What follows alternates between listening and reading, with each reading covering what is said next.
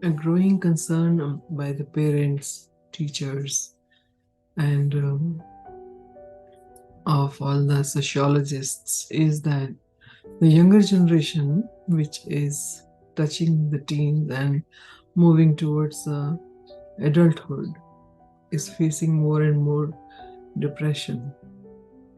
I heard from someone, a girl who was doing really well in her studies, and everything was going fine, and she was just in eighth grade and she committed suicide. I cannot even think at that age when I was in eighth grade if I ever thought of committing suicide. I did not have the idea. I did sulk and was upset and very disgusted with the parents' scoldings and teachers' pressure, homework, and all those things. But this idea of suicide never came to me. And maybe it didn't come to any of the other friends we were hanging out with. Because we were not exposed to these ideas. We did not know that we could take our own life as well. So, this multitude of ideas are coming from our exposure or our children's exposure to this technology and availability of a tablet at hand or a smartphone, which gives you exposure to anything which is not desirable.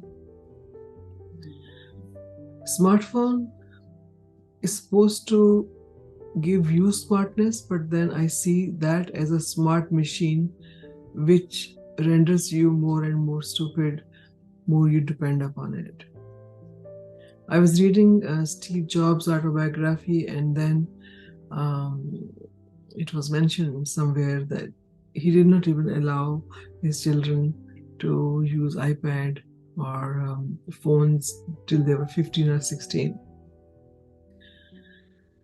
But in the generation I see around, children are being exposed to smartphones, smart tabs, or smart gadgets right from the age of 2 years, 3 years. And everything is glued, their eyes are glued to the screen. All the sensations and emotions, they get fulfilled with the screen time.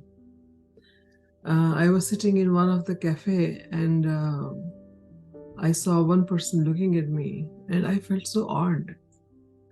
The reason I felt odd because he was the only one who was not on the phone. Everybody else, there were no eyes. There were no eyes looking around at each other. All the eyes were glued to the smartphone. So this is how this new technology has rendered us almost blind. So we shall continue talking about it.